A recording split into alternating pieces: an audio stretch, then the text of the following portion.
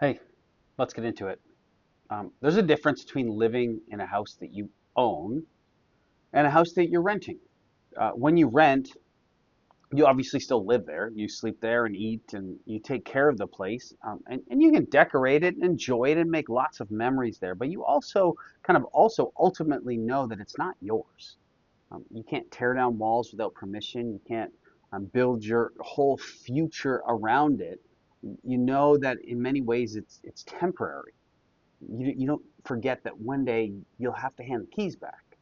And that mindset changes the way that you live in the house. You're present, but you also know that you're not permanent. But that's the perspective here that Peter wants Christians to carry, I think, into this world. First Peter 1:17 to 19. And if you call on him as Father who judges impartially according to each one's deeds, conduct yourselves with fear throughout the time of your exile, knowing that you were ransomed from futile ways inherited from your forefathers, not with perishable things such as silver or gold, but with the precious blood of Christ, like that of a lamb without blemish or spot. Peter says to conduct ourselves with fear in our time of exile. That word exile reminds us that this world, as we know it, it's not our final home.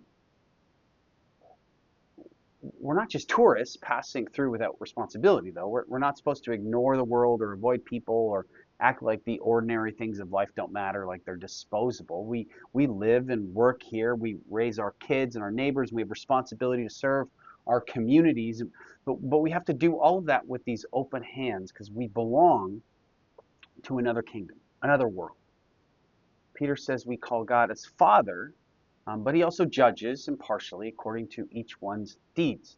That means that grace doesn't make our lives careless. It makes them serious, that God has got expectations on us and is looking at how we live in this time that we have. And if God is our Father, then how we live matters, not because we're trying to earn a place. We're in the family, but it's because we already belong to him. There's a responsibility to live as those who are in the family. And Peter reminds us that what we are rescued from. He says that we were ransomed from the futile ways inherited from our forefathers. That means there are empty ways of living that can be handed down to us. Um, we can inherit wrong values like pride or fear or greed, anger, image, comfort, control. We can receive those things as inheritances. If we're not careful, we can simply just keep living out those values that we receive from our earthly families without ever asking whether or not they actually lead to life. And then Peter says that we've been ransomed, we've been brought back from those things, not with perishable things like silver or gold, he says. And that phrase, um, it's striking because silver and gold are the things that people in some ways seem to trust the most because they seem valuable and lasting. In fact, gold doesn't tarnish. That's one of its primary properties.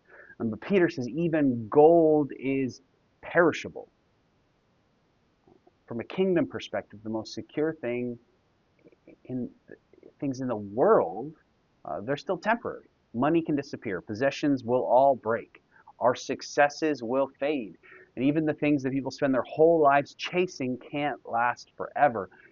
But when we're ransomed, when we're purchased with something far more precious than gold and silver, the blood of Christ, it means that our lives don't belong to the temporary values of this world anymore. We've been purchased by Jesus. So we live here faithfully, but we don't live here as if this is all there is.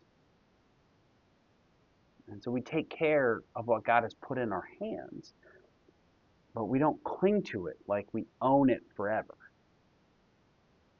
We can use our money and our home and our work and our influence, our time, all of those things for the kingdom of God. Because one day we're going to hand back the keys to everything we've been given in this life, everything we've earned in this life, everything we've won in this life. We're going to hand back the keys because everything in this life is temporary, but Christ will remain. The kingdom of God remains. That is our permanent home. And it's, again, Peter's call to fix our eyes, to set our minds on, to find our identity in and live out of this fact that we were made for a different world than this, and that we are just here temporarily on mission for the sake of the kingdom. Wherever you find yourself, God goes with you today.